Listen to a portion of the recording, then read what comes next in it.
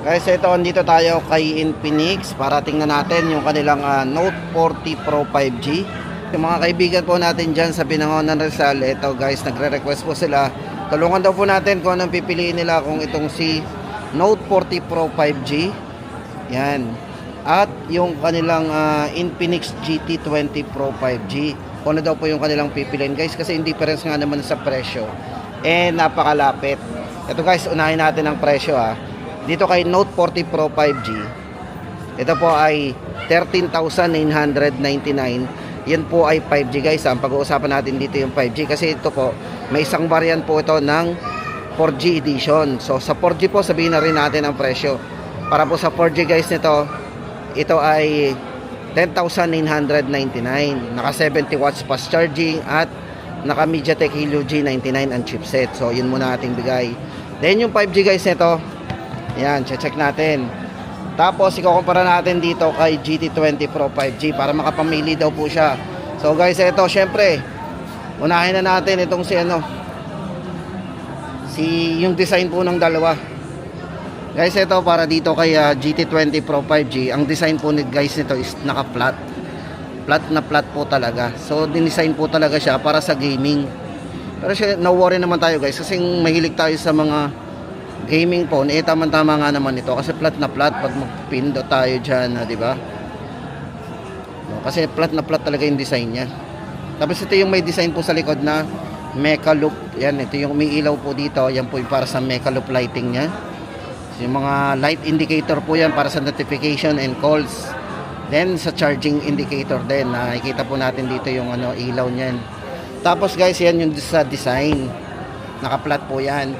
Tapos dito naman tayo guys, dito kay Pro Note 40 Pro. Pagdating po sa design guys, ito napakanipis naman ito kasi unang-una po kasi ito yung naka 3D curve.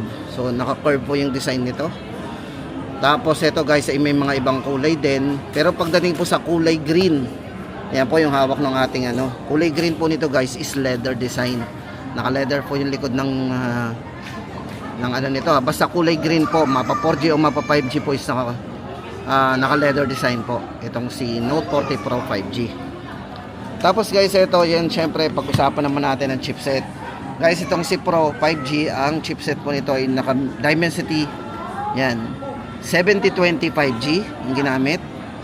Tapos ito guys, ikumpara naman natin dito kay pagdating sa processor.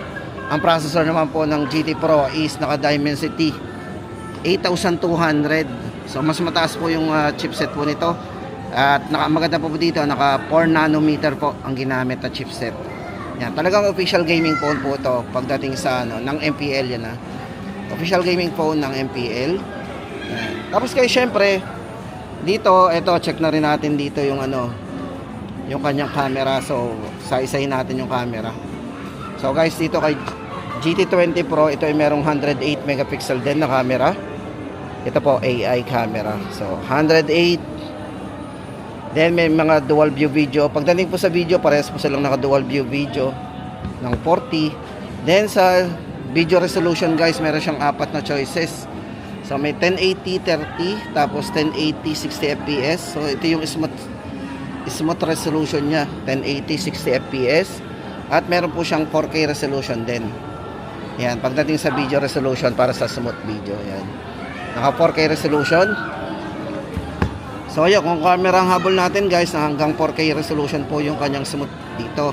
Then pagdating naman sa kanyang front camera, meron din siyang smooth video na yan, yung may optical image stabilization din siya. Meron siyang 1080 60 fps din. So, meron din. Tapos guys, ito check naman natin, camera po ang pinag-usapan natin. Tapos guys, ito naman ang ating camera. Tingnan naman natin ang camera ni Note 40 Pro 5G. Guys, dito for Note 40 Pro 5G, ito check po natin yung kanyang video. Ayan. So guys, ito bali meron siyang 108 megapixel na camera, 32 po sa front. Ito yung front natin, naka 32 MP. Pagdating po sa main camera is 108. Pero guys, ito check natin yung video nito. Pagdating po sa video resolution, meron din tong smooth video. Yan guys, ay yung patatlo. Yan, naka 1080 60 frame. So smooth video po yan. May 60 fps din po yan. So napaka smooth niya kahit isang camera lang ginagamit natin. Yun nga lang, syempre hanggang meron din siyang 2K resolution. Pero hindi siya naka 60 frame, naka 30 frame po yan. So ang smooth video natin is naka 1080 60 fps. Then sa front naman, check po natin yung front. So may smooth video din po yan, naka 1080 60 fps din. Lagi po natin i-check yung setting. Ito yung kanyang resolution yan, no? Naka-set na. Yan. Para smooth po yan. Bale sa front at back meron siyang smooth video, yan, oh, yung optical image stabilization natin. O, di ba? Yan po yung maganda dito sa kay at meron na rin po pala siyang yan, meron na rin po tayong yan, dual view video. Yan sa mga nagtatanong po. May dual view video na rin po yan, di ba? So pwede tayong mag-switch diyan habang nagpe-play. Pwede nating paliitin ang ating di ba? Same po sila ng GT20. Then guys, ito kung ano pa ba yung mga pwede natin compare dito. Syempre guys, yung presyo. Ito kasi 13,999, ito naman pong isa is 15,999.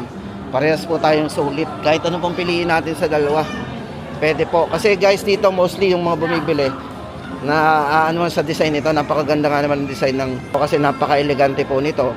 Bukod po dito, meron tong special features like yung wireless charging na mostly nakikita lang po natin sa mga high-end brand.